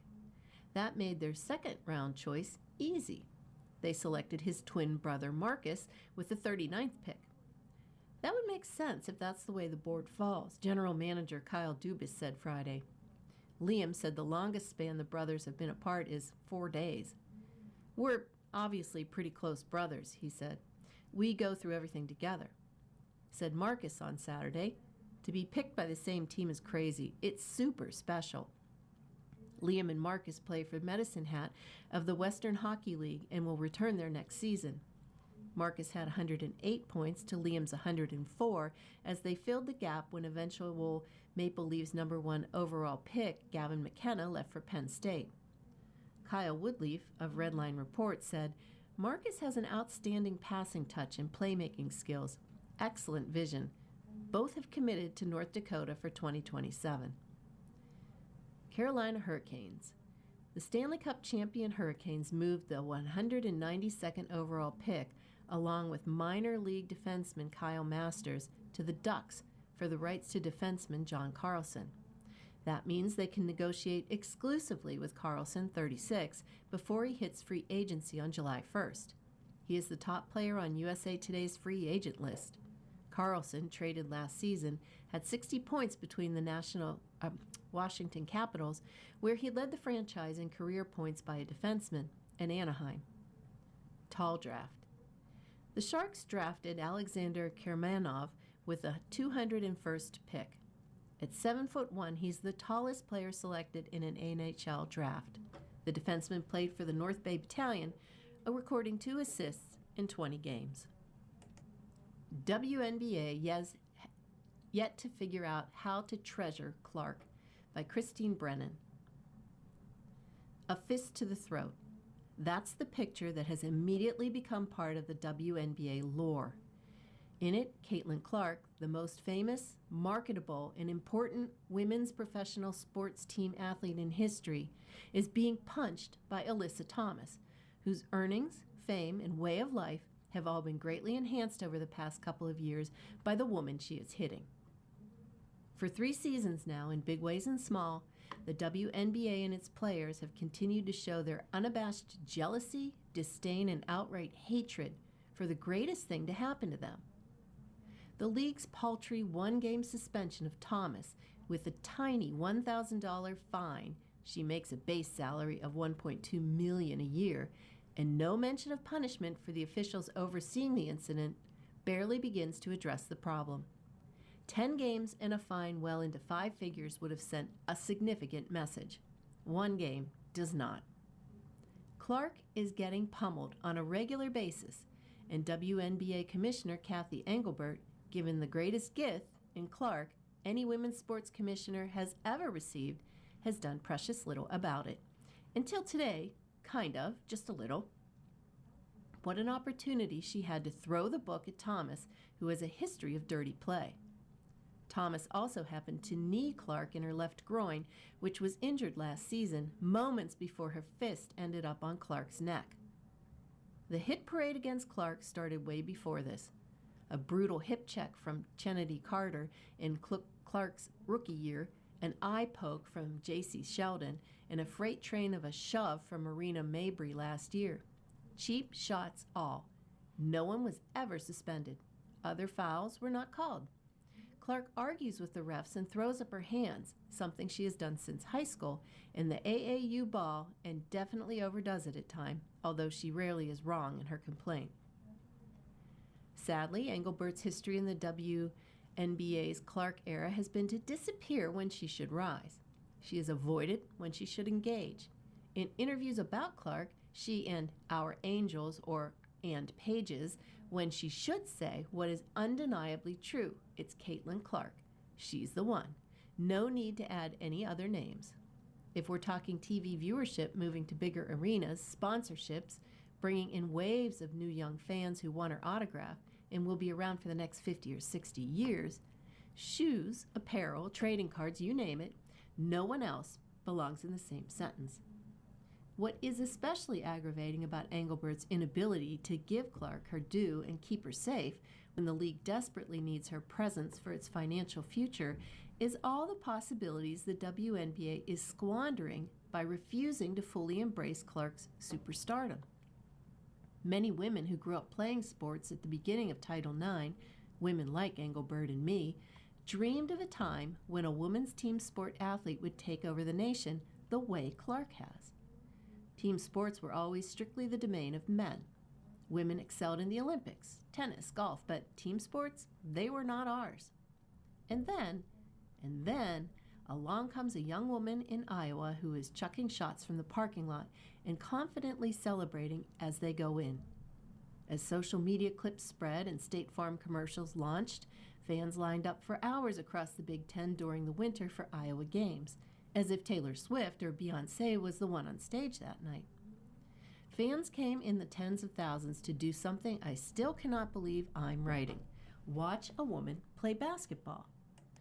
30 years earlier, I would appear on sports radio talk shows while covering a women's Final Four or before a 1990s WNBA game and would get laughed at by men who thought it was ridiculous we were even talking about a women's hoops. Now those guys, or their sons or grandsons, proudly wear their number 22 jerseys not only to WNBA games but to the grocery store and the gas station. This is the point in the Clark conversation when those in the league and WNBA media who have been actively minimizing her extraordinary impact for 3 seasons will say she's just another very good player, that A'ja Wilson and Paige Bueckers are better. Wilson certainly is, and Bueckers might be, though her stats are not as good as Clark's. And this is where I will say back, that's not what we're talking about. We're talking about attendance and TV viewership and all the things Clark brings to the league to generate bigger revenue, bigger contracts, bigger arenas, and bigger opportunities for all. Just last week, Wilson and Bueckers played in a primetime Las Vegas-Dallas game on the USA Network. It drew 457,000 viewers. The next day, Clark and the Indiana Fever played the lowly expansion Toronto Tempo, also in primetime on USA Network. 1 million watched. This was not a one-off. When Clark was first injured last season and disappeared for 2 weeks, more than half the TV audience for the league disappeared too, according to Nielsen. Perhaps the most stunning sports TV viewership statistic is all how Clark drew 18.9 million viewers to her last college game, the NCAA Women's Finals, 4 million more than watched the men's national championship game the next night. Just a month later, Clark's fame and accompanying security risks forced the WNBA to initiate charter flights immediately upon her arrival. In her rookie season, Clark and the Fever drew an average of 17,036 at-home games, more than average home attendance of 5 NBA games that year. In her rookie season, Bueckers couldn't consistently sell out a 6,251-seat arena. These facts make some longtime WNBA players, reporters, and fans, especially those from UConn, mad, even sad. I understand they wish a player like Maya Moore, Clark's favorite growing up, would have been so famous that everyone, sports fan or not, knew her name, as they do with Clark. I wish it happened too, but it didn't. So they want the small thing to stay small forever. Of course, race and sexual orientation play a massive role. The WNBA is a league that is 74% black or mixed race, with a sizable gay population, according to my book, On Her Game, Caitlin Clark and the Revolution in Women's Sports. Clark is white and straight. Here the WNBA also failed to anticipate Clark's immense appeal and facilitate conversations about these issues before she arrived, as any workplace should when an enormous cultural shift is about to occur. The WNBA didn't do that, allowing the void to be filled with anger and aggression. 3 seasons in, it's all clearly still there, night after night, game after game. A significant problem with a 1-game suspension hardly begins to solve. Serena joins wide open Wimbledon field. 9 different women's single champions have won Wimbledon and hoisted the Venus Rosewater dish in the last 9 years, and this year's field is wide open. After Russian teenager Mira Andreev won the first major of her career at the French Open, a tournament filled with shocking upsets and a Cinderella run earlier this month, the tennis season shifts from clay to grass for the 3rd major. And there's no clear favorite heading into the tournament, which begins June 29th. The last woman to win back-to-back titles at Wimbledon was American Serena Williams in 2015 and 16. Williams is making her return to the All England Lawn Tennis Club for the first time since 2022, playing both singles and doubles alongside her sister, Venus Williams, as a wildcard entry. Serena Williams' singles path has become more clear after the main draw was released June 26th. Her first-round opponent, plus our main takeaways. You're listening to a reading of today's issue of USA Today on Niagara Frontier Radio Reading Service. When does Serena play? 23-time major champion Serena Williams will face Maya Joint of Australia in the first round June 30th. This will mark the first meeting between Williams, 44, and Joint, 20. Williams last played at Wimbledon in 2022, where she suffered a first-round loss to number 113 seed Harmony Tan. She won the last of her 7 Wimbledon titles in 2016. Joint made her main draw debut at Wimbledon last year and was defeated in the first round by number 19 seed Ludmila Samsonova. Williams and Joint are featured in the quarter of the draw that includes reigning Wimbledon champion and top seed Iga Swiatek, who opens the tournament with a tricky first-round matchup against Taylor Townsend. This will mark the first meeting between number 3 seed Swiatek and Townsend. Can Jannik Sinner defend his men's title? On the men's side of the draw, after Carlos Alcaraz announced he would miss Wimbledon due to injury, defending champion Jannik Sinner looked like a clear-cut frontrunner. But after the French Open, where Sinner was upset in the second round, anything could happen. Sinner will open his title defense against Serbian Miramar Komančević. He will meet the winner of Nuno Borges of Portugal and Tristan Boyer of the U.S. in the second round if he advances. Number 7, Novak Djokovic, with the tournament against China's Wu Yibing. Djokovic could have a tough second-round matchup against either Greece's Stefanos Tsitsipas and France's Hugo Gaston if he advances. Meanwhile, American Taylor Fritz will face Jack Draper of Great Britain in the first round. Grab your popcorn. Naomi Osaka's draw. Naomi Osaka is the number 14 seed and will face Elsa Jacquemot of France in the first round on June 29. However, Osaka had to retire in her semifinal match at Bad Homburg Open warm-up event in June 26th in Germany because of a foot injury. Coco Gauff looks to correct course. Two-time major champion Coco Gauff fell out of the top 5 in the WTA singles rankings for the first time since September of 2023 after her French Open title defense ended with a third-round upset this month. Gauff would look to go on a deep run to improve her standing, but she has had the least success in her career at Wimbledon compared to any other major. Gauff has only made it as far as the 4th round at Wimbledon, marking the only major where she hasn't made a semifinal appearance. She was ousted in the first round in straight sets last year, but the main draw has given Gauff a gift. She could cruise into the 4th round if the chalk holds. Number 7 seed Gauff will face Tamara Korpatsch of Germany in the first round with a potential second-round matchup against either Solana Sierra of Argentina or Anna Bondar of Hungary. Gauff could meet number 4 seed Jessica Pegula in the quarterfinals. Pegula owns the head-to-head 5-3, but they split the grass matchup 1-1. Serena and Venus doubles draw. Serena Williams and her sister Venus Williams will kick off their return to the women's double competition when it begins July 2nd with a matchup against Solana Sierra and Camila Osorio. The Williams sisters received a wildcard entry into Wimbledon. The duo has won 6 double championships at Wimbledon, 14 major doubles titles, and 3 Olympic gold medals in doubles. Williams revealed that her 8-year-old daughter Olympia came up with the idea for her and Venus to reunite. "My daughter Olympia told me I should play with Venus," Williams said at this month's Berlin Open. "She's always right. She's very smart. She's very wise, I think is a better word. So I said, okay, Olympia, we'll see if we can do it." Venus is not playing in singles. Will an American woman break through? An American woman hasn't been in the last one standing at the All England Lawn Tennis Club since Serena Williams in 2016. The U.S. has a strong contingent to change that, including number 4 seed Jessica Pegula, number 5 seed Amanda Asimova, number 7 seed Coco Gauff, number 19th seed Iva Jovic, number 25 seed Emma Navarro, and number 26 seed Madison Keys.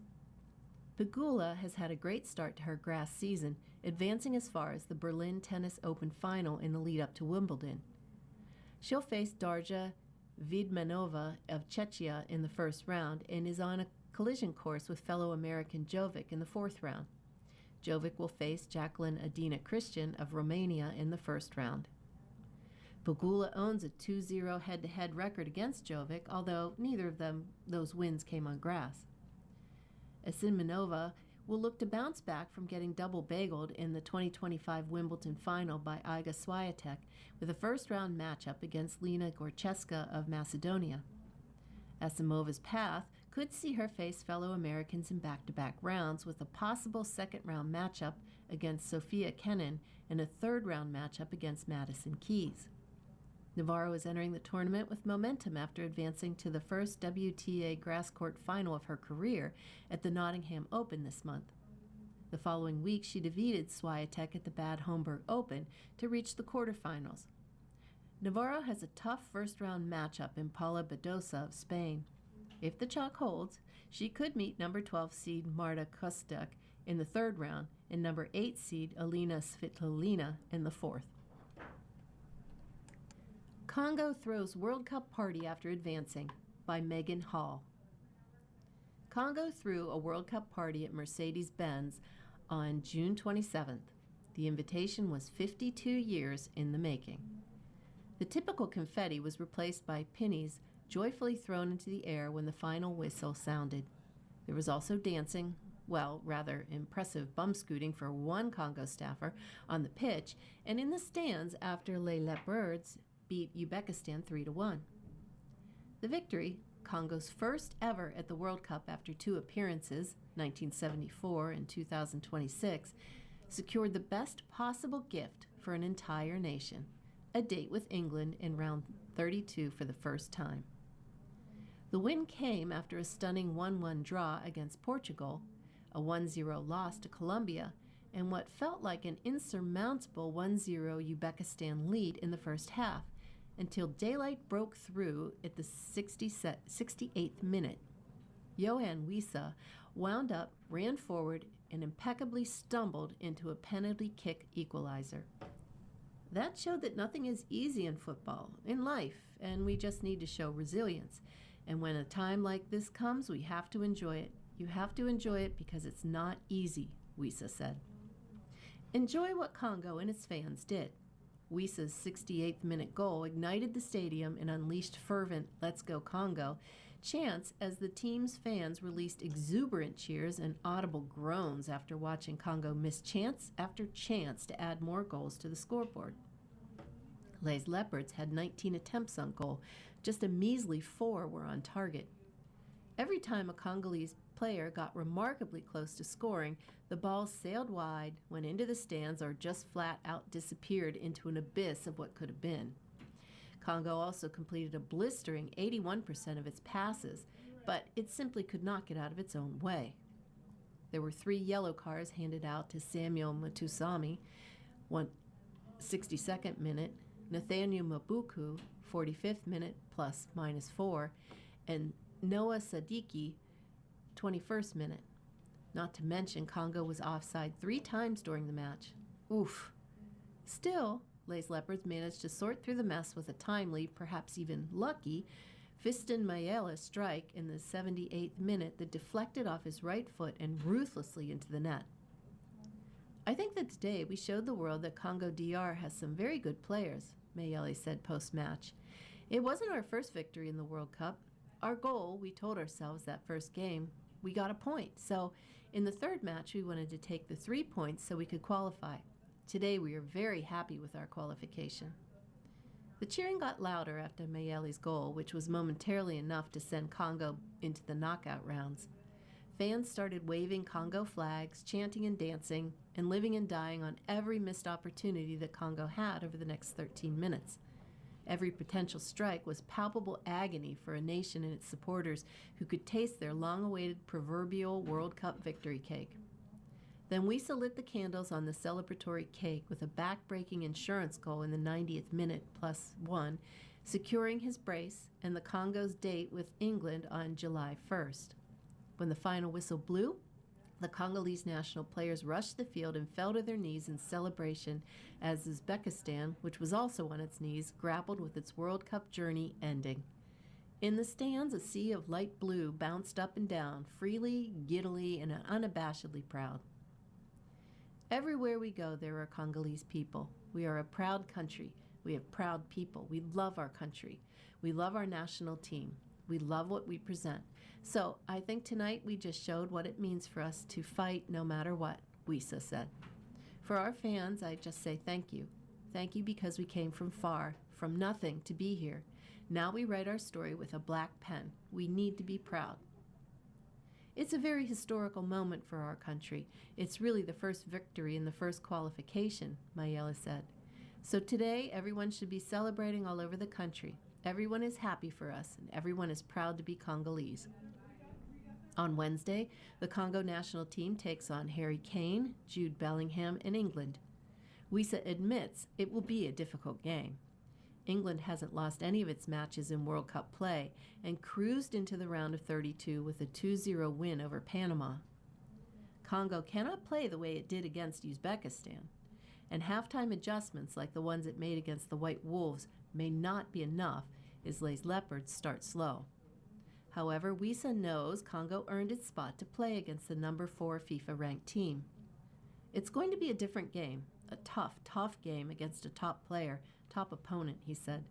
We need to enjoy this kind of game. Sina taught co-star Maloney Mandarian for Netflix film Little Brother by Patrick Ryan. John Cena knows a thing or two about little brothers. The wrestler-turned-actor grew up in small-town West Newbury, Massachusetts, the second oldest of 5 boys. As a teen, he was both courageously ignorant and curious. We were a bit of a rowdy bunch, Cena recalls on a recent morning. Sure, he broke his first car offloading at age 14. Otherwise, I don't think I got away with much. My parents could only discipline so many at a time, but I think they knew everything. In Little Brother, streaming now on Netflix, the 17-time WWE World Champ taps into some of that adolescent mischief as the tightly wound Rudd, an accomplished yet deeply insecure real estate agent who is continually one-upped by his billionaire older brother Josh, Christopher Maloney. One day, Rudd's life is thrown into chaos when he gets a call that his sibling is in the hospital, only to realize it's the long-forgotten Marcus and Eric Andre, for whom he volunteered in a Big Brother, Little Brother program decades earlier. Marcus is eager to reconnect with his childhood pal, and Rudd's wife, Deirdre, Michelle Monaghan, excitedly takes in the oafish man-child as he recovers from his injuries. Rudd bristles initially, but soon he learns to loosen up and find confidence as his own man. It's completely outrageous, says Monaghan, who partakes in some of the film's wildest gross-out gags right alongside the guys. It's so funny, and then 5 minutes later you're having a very emotional scene. I love the juxtaposition of that.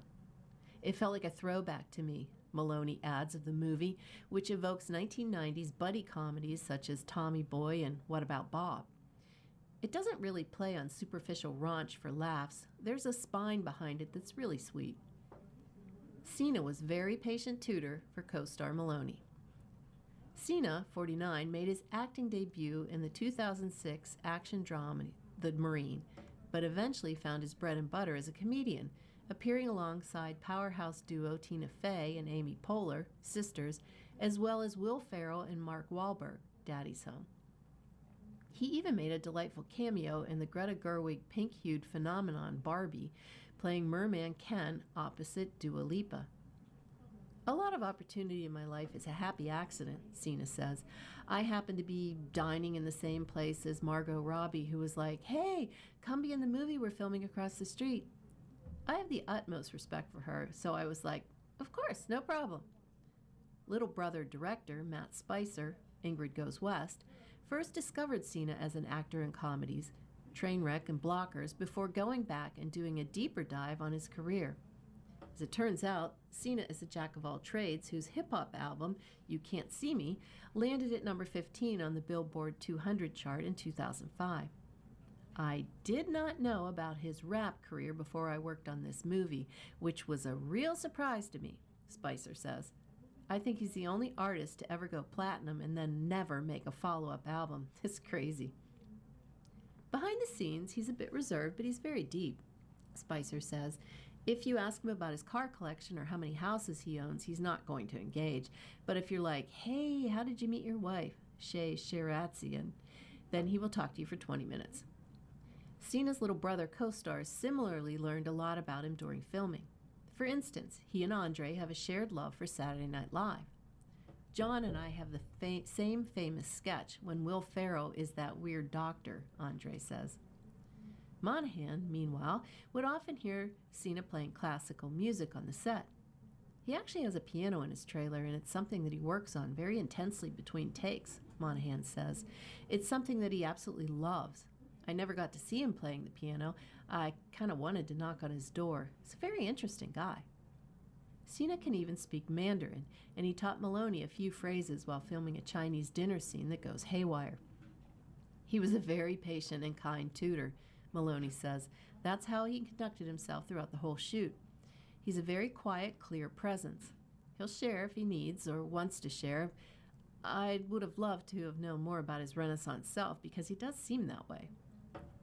With Little Brother, Sina isn't looking back at wrestling. Sina, who also writes children's books, has little interest in expounding on his myriad skills. I have a bunch of fulfillment and joy in my life outside of the work, he says simply. Instead, Sina would much rather heap praise on his co-stars, Andre, who totally slays in this movie, and Maloney, who has a great outlook on life and surrounds himself with good energy. Last year, the actor opened up about a skin cancer scare, which he has since used to champion the use of sunscreen. It made me aware that I'm not indestructible, Sina says now. And as he looks to his 50th birthday next year, he aims to be not complacent in the decade ahead. Sina officially retired from the in-ring competition last December, although he is still a WWE brand ambassador and occasional host. He doesn't fault his fans for wanting one more match, but he also doesn't feel any pull towards wrestling right now. Absolutely not, Sina says. I won't look back on my in-ring career with anything less than the utmost gratitude. That chapter is closed, and I'm glad to have had it in my life. You're listening to a reading of today's issue of USA Today on Niagara Frontier Radio Reading Service. Will the final season of The Bear leave you hungry? By Kelly Lawler. Final seasons of beloved TV shows can go one of three ways. Fans who have been waiting for years to find out the ending to their story can be left starving, queasy, or hopefully fully satisfied. And few shows will ever fit this metaphor as well as The Bear, FX and Hulu's stressful series set in a restaurant kitchen. The series, which started as a humble dramedy about a fancy chef taking over his family's sandwich shop, has become one of the biggest word-of-mouth sensations of post-pandemic TV, garnering, so far, 21 Emmys and launching its mostly unknown cast into the Hollywood stratosphere. Now it has returned for one last season, with its endearing characters and title restaurant on the brink of collapse. It's one of the few most anticipated and highly scrutinized finales of the past years, and I wish I could tell you if it will satiate you after the 5 seasons of boiling pots, sliced onions, and original burf. But only 7 of the 8 episodes were made available to critics for review, so I can only say that Bear has set itself up for success, but only if that final installment doesn't completely crash and literally burn. Because based on the first 7 episodes, The Bear, all episodes streaming June 25th at 9 Eastern Time, 6 Pacific Time, still has the opportunity to go down as one of the greatest or worst finales of all time. It all comes down to one final service. Set over the course of a single day, Season 5 picks up exactly where Season 4 left off, mere hours after head chef Carmy, Jeremy Allen White, tells his restaurant partners Sydney, Ayo Edebiri, and Richie, Ebon Moss-Bacharach, that he plans to leave the restaurant and his career as a chef entirely. It's a dramatic confession that comes out at the worst possible moment. The restaurant has basically run out of time and money.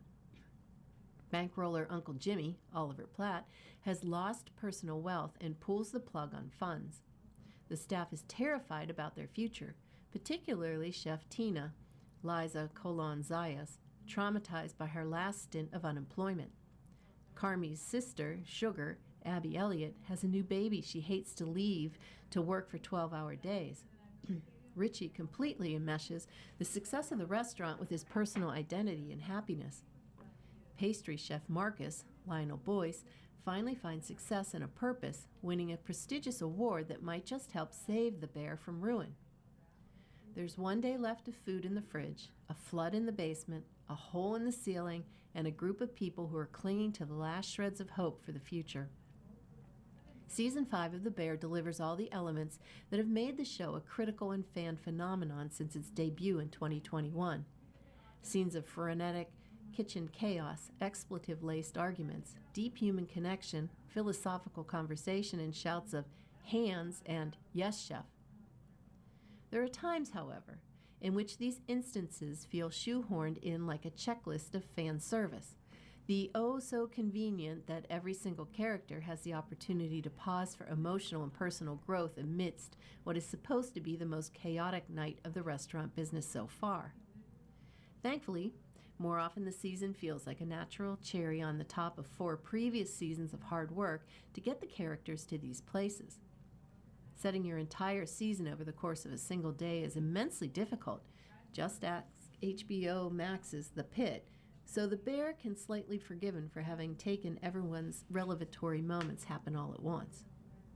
By the end of episode 7, the question of the future of the restaurant and the characters is not resolved, so it's not possible to say if The Bear sticks the landing. The first 7 episodes are measured and considered, without some of the worst habits of the series in its lesser seasons and episodes. There are no quasi-dreamlike states or self-congratulatory flourishes, thank goodness.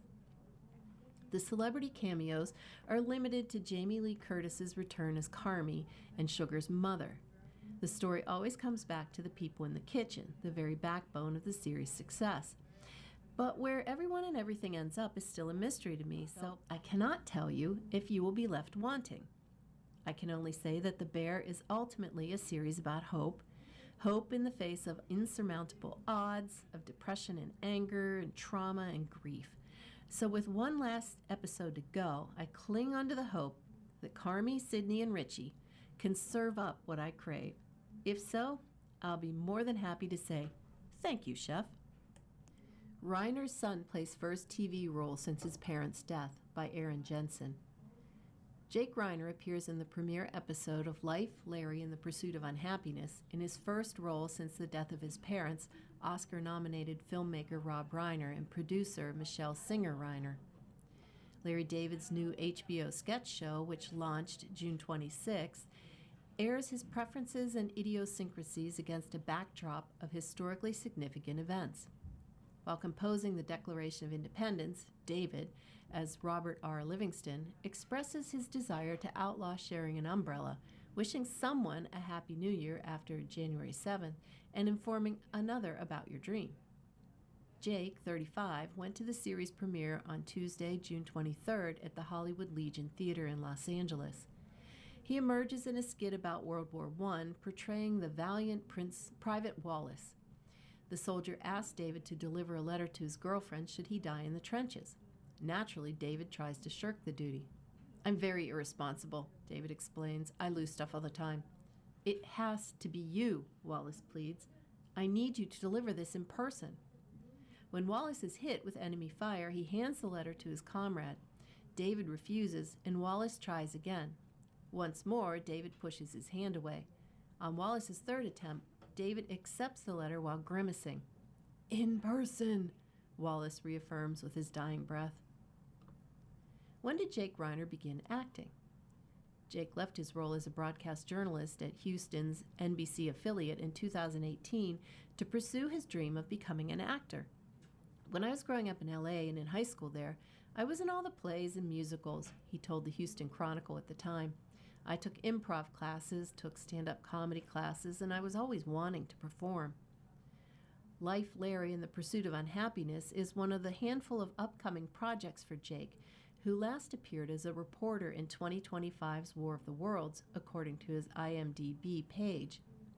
According to the industry website, Jake co-wrote a forthcoming comedy titled You Drive Me Nuts, in which he stars alongside his sister, Romy Reiner, 28. What has Jake Reiner said about his parents' death?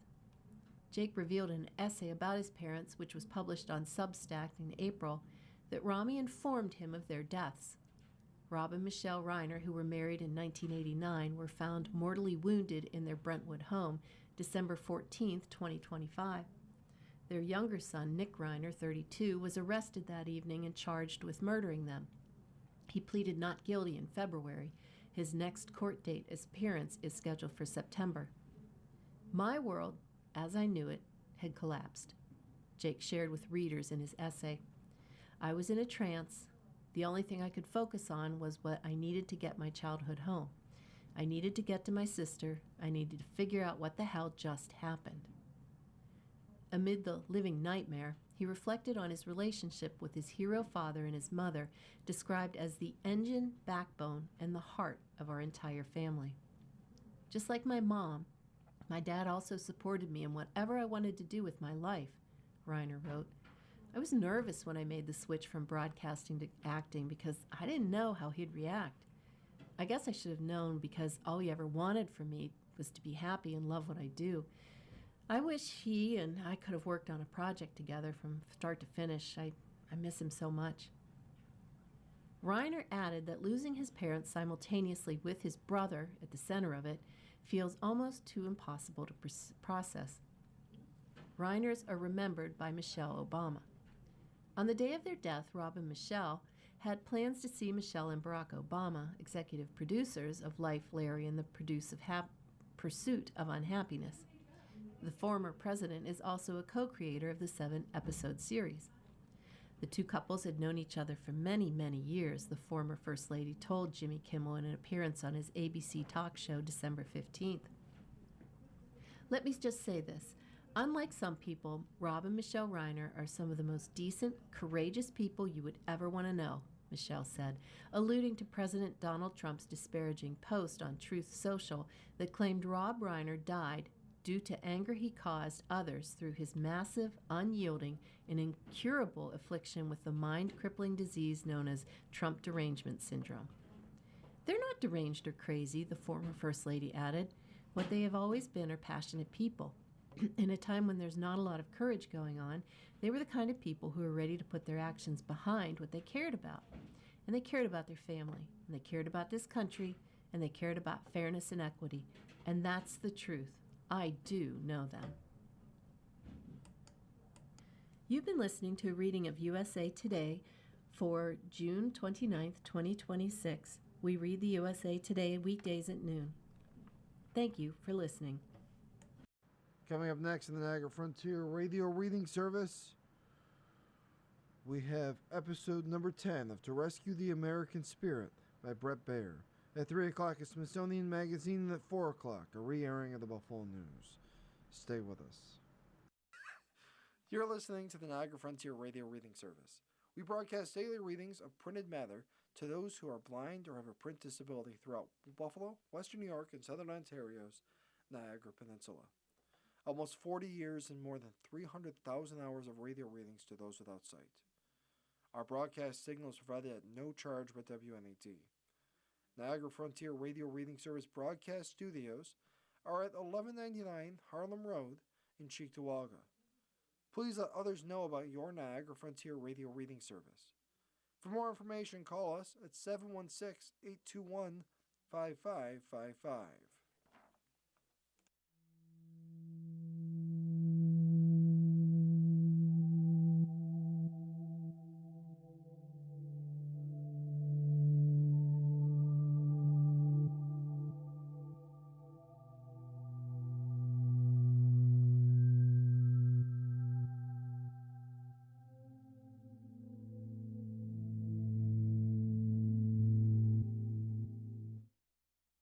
The following program is intended for listeners who are blind, have low vision, or have another print disability.